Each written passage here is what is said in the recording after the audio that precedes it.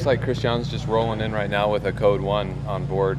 That's a medical evacuation flight, so whatever he was doing out there, he probably dropped whatever other flights he had to pick this medical emergency up. Hopefully we should see an ambulance pull up here soon, and we can see what we can do to get this guy out of the airplane. What you got? A broken leg.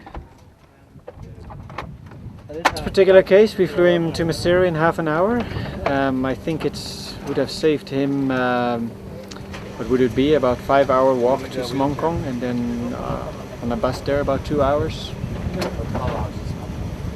Oh, it's about 12 hours even to Smonkong, so yeah, so about 11 and a half hours plus, yeah, so plus 2, so 13 and a half hours is what we saved him today. They're all at Queen 2, no wheelchairs. That's the main vision why we are here, is to help people in the mountains with the medical, medical aids. For the flying is to get them out of there, to get them to proper care here. I know that there are a lot of medical needs that we're really addressing by being able to make the flights that we do. And so that's just a very tangible way that we can see what we're doing is really helping people, to bring them to the hospital, to provide medications that can save their lives or prolong their lives. A little while ago, one of our pilots was heading out with a bunch of heavy satellite equipment to take to one of the remote clinics, and so I jumped in to help him unload, and just to be an extra set of hands. When we got out there, we got a code 1 call that's a medical emergency, and we just drop everything to take those, the pilot does. So I realized I might be extra baggage pretty quick. As it turned out, the doctor at the clinic couldn't come along with a young girl who had just given birth and was not stable at all. So he handed me the baby, and I held the baby. She was about an hour old, and the mother was tied down on a stretcher here next to me.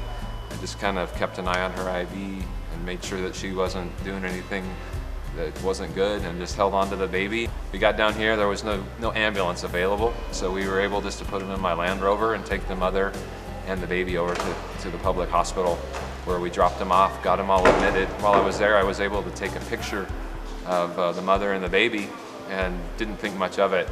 Just was on my camera. I had printed a few pictures. A few weeks later, I found them getting in the airplane. The pilot was just loading them up to take them home back to the mountains, and I gave the mother the picture of herself and the baby in the hospital. Just a big smile on her face, and it was just one of those things that you work day in and day out in the hangar, and it's really neat to go out and be a part of making somebody's life better and saving somebody's life.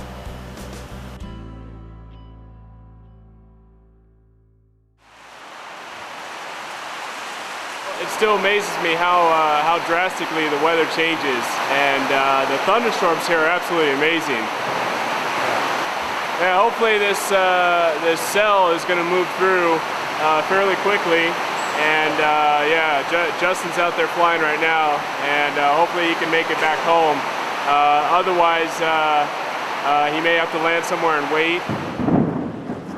I'm a flight follower, so basically I keep track of the airplanes as they go out of here into the mountains and back. How much wind do you have?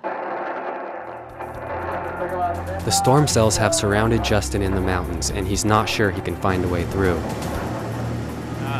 I went a little bit to the west, of course, but the clouds are all just inside those valleys.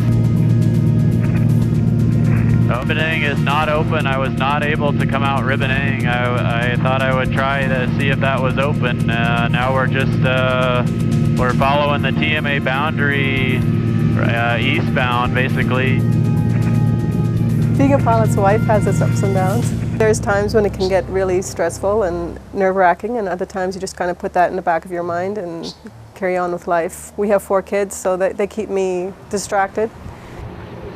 The clouds have temporarily cleared at the airport, and Melvin is able to land with the Flying Doctor team. Justin is still surrounded by weather, searching for a safe way home. Wow, that was quite the weather. We were 400 feet is what the clouds were above the runway here. So they had to do some deviating from my course, but yeah, came through and underneath all the way. But yeah, it was very, very, very different than it was even I guess 2 hours ago. Go out there? It was really, really good. We had a great opportunity to do the medical work. Then got stuck an extra day because couldn't get out, and so we used that the next day to do a basic presentation on AIDS prevention. Brad and Saphiri were dispensing reading glasses, and we had a lady there that was not able to read her Bible anymore because she just can't see without them. And so we got the glasses on her, and she was able to read, and she had the biggest smile on her face. It was like, I can read my Bible again. And we had several people there that said, please come back. We need you to teach us the Bible.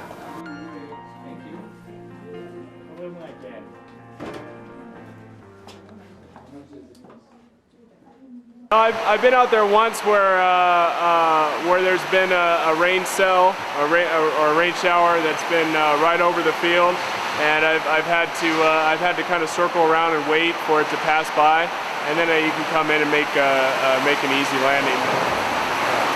I'm hoping that Justin is underneath the clouds because most of the sky is overcast with the clouds. So if he's on top of the clouds, he might have a bit of a challenge getting below. So I'm hoping that he's at a lower altitude so that he won't have to worry about coming down. Shalom Oscar, landing Maseru. Favor. Did you have a chance to look at the wind props for me? The wind is favoring runway 04. Okay, thank you very much. You're welcome. It's comforting to know that MAF has parameters set to keep the guys safe. It's pretty much cut and dry. They either know they can get out and get back, or they know they can't. It was pretty rainy, lots of clouds. We flew on top for most of the way back, and then we were working our way through the rain on the way underneath when we got close. So yeah, there was a point where I thought I was going to be spending the night in the mountains tonight.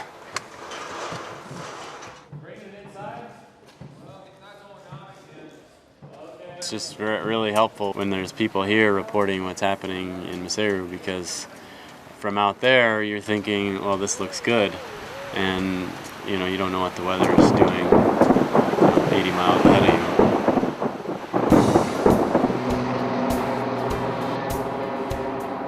Growing up, I wanted to fly jets, but that wouldn't have compared with flying these little planes and doing what we're doing. The joy that I feel from that, the excitement, the adventure. Barb and I have always said, as you walk down a road, you can do it one of two ways. You can do it by yourself, or you can do it with help. And we've always had so much help along that road. The real question that all of us need to ask ourselves is, what are we doing that has eternal impact? What would you like to say to your supporters?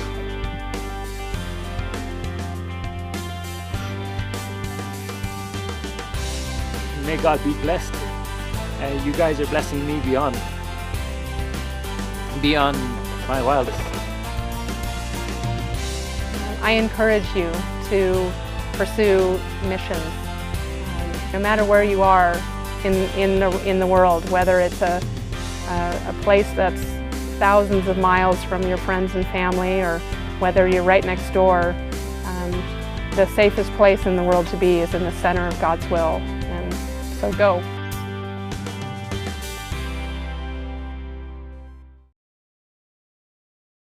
Are we on? We're on.